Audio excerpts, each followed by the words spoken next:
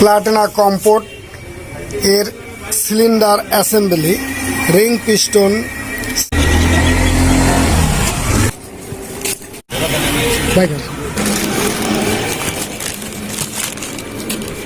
ওর মধ্যে সব আছে, যাতে এটা দেওয়া থাকে সিলিন্ডারের যেন জং না পড়ে, এর জন্য। তো এর মধ্যে কিন্তু পিস্টন, রিং, গজন পিন, লক সব সেটিং করে দেওয়া আছে। তো আমরা শুধু এটাকে বের করে মোবিল দিয়ে ফিটিং করে দেব। সিলিন্ডার এবং রিং পিস্টন, ভালভ সেল। তো আমরা ডিসকভার 100-এর গ্যাসকিট লাগাবো। পিস্টনের রিং কিন্তু এইভাবে চতুর্মুখীভাবে লাগানো আছে, ঠিক এইভাবেই থাকে। আমরা এইভাবেই রিং পিস্টনটিকে সেট করে দেব। রিং যেন চতুর্মুখী থাকে, মানে পূব, পশ্চিম, উত্তর, দক্ষিণ এরকম চতুর্মুখে। গজন পিনের দুই সাইডে এবং নিচে উপরে গজন পিন ঢুকিয়ে দুই পাশের গজন পিন লক যেন অ্যাকুরেটভাবে লাগানো থাকে দেখতে হয়। পিস্টনের নিচের সাইডে ছোট ভালভের জায়গা থাকবে এবং উপর সাইডে থাকবে বড় ভালভের জায়গা। এছাড়া তীর চিহ্ন দেওয়া আছে সাইলেন্সারের মুখী। তো আমরা সিলিন্ডারটাকে লাগাতে যাচ্ছি। সিলিন্ডার এবং রিং পিস্টনে ভালোভাবে মোবিল দিয়ে নিয়েছি যাতে কোনো অসুবিধে না হয়। সিলিন্ডারটাকে যখন ঢোকাবো আমরা, রিং পিস্টনটাকে যেন এমনভাবে ধরি রিং যেন বের হয়ে না।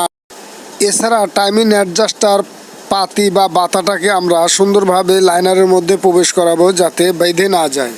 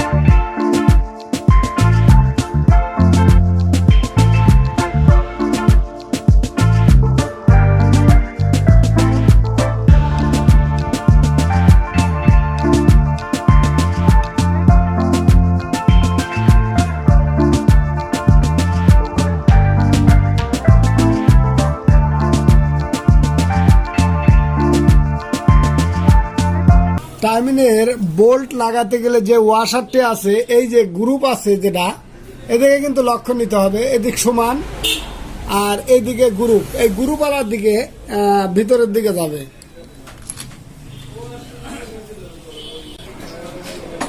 রিং কি এটা ধর্ম তো লাগাতে গেলেও কিন্তু আমরা এই বোল্টের সঙ্গে একে সাপোর্ট দিয়ে নেব যাতে এই বডির সঙ্গে না লাগে।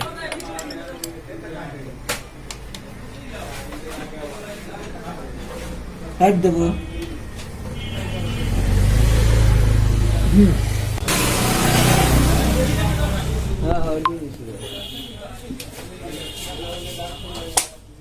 ঠিক আছে।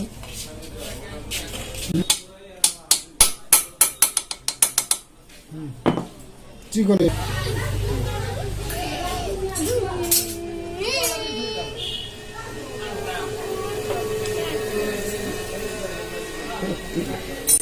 অ্যাডজাস্টারটা দে তো সেটা এখন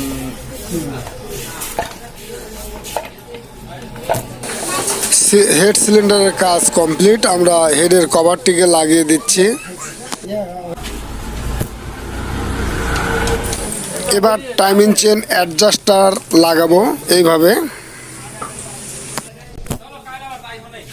চিকন স্ক্রুড্রাইভার দ্বারা অ্যাডজাস্টটিকে টাইট দিয়ে ধরে রেখে নাট বোল্ট লাগাতে হয়।